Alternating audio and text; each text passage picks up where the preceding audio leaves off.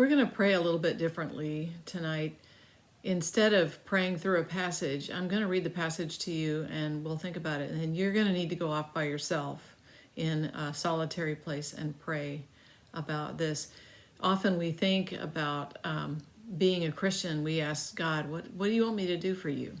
What do you want me to do for your church? What do you want me to do for others? But in this situation, you'll use your imagination and you will put yourself in the place of the character in the story and imagine how you would answer if Jesus looked you in the eyes and said, what do you want? What do you want me to do for you? Imagine Jesus asking you that question. What do you want? What do you want in this situation? What do you want me to do for you? Jesus would ask.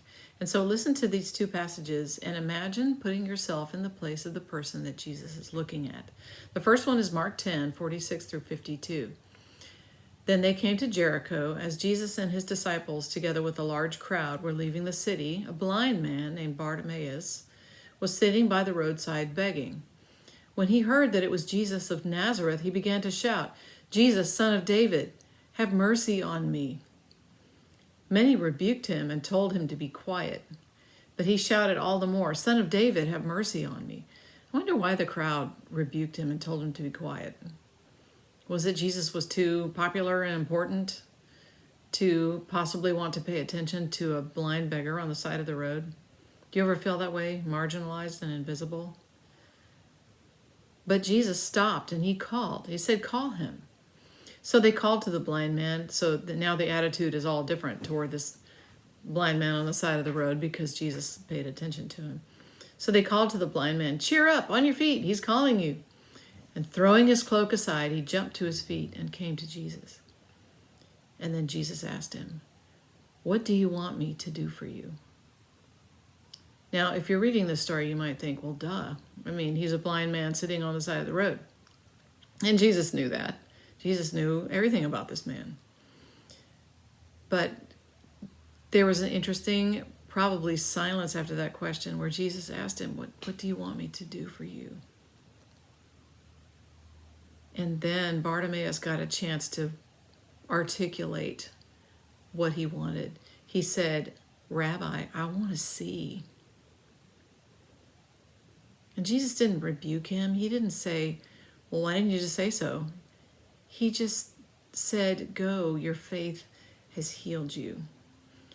Now, who was it that healed the blind man? It was Jesus that healed him.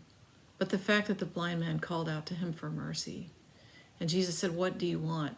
The blind man had faith to say, I want to see, and I think you are the one that can help me. And then Jesus said, your faith has healed you. And immediately he received his sight. And then, of course, he followed Jesus after that. The second story is John 5, 2 through 13. Sometime later, Jesus went up to Jerusalem for one of the Jewish festivals. Now, there is in Jerusalem, near the sheep gate, a pool, which in Aramaic is called Bethesda, and which is surrounded by 5 covered colonnades. Here, a great number of disabled people used to lie, the blind, the lame, the paralyzed. One who was there and had been an invalid for 38 years. When Jesus saw him lying there and learned that he had been in this condition for a long time, he asked him, do you want to get well?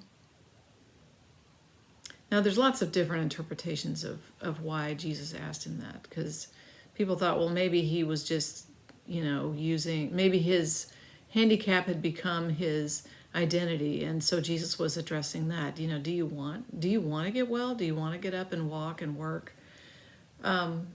Maybe Jesus was asking him, how bad do you want it? The answer was, sir, I have no one to help me into the pool when the water is stirred. While I'm trying to get in, someone else goes down ahead of me. And maybe you could interpret that as this man just being full of excuses. Or maybe you could interpret that as no one's ever been there to really help him before. Or maybe Jesus is the only one who could help this man. He really can't do it without Jesus. I can relate to that. And so Jesus then said, get up, pick up your mat and walk. And at once the man was cured, and he picked up his mat and he walked. And the day on which this took place was a Sabbath, so the Jewish leaders said to the man who had healed him, Is the Sabbath, and the law forbids you to carry your mat? But he explained, The man who made me well said to me, Pick up your mat and walk. And they asked him, Well, who is this fellow who told you to pick up your mat and walk?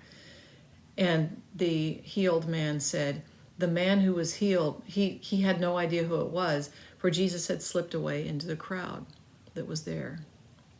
And Jesus came back to him later and he said, Don't sin anymore. Pick up your mat and begin walking now. And I wonder if that had to do with Jesus asking him, Do you want to get well?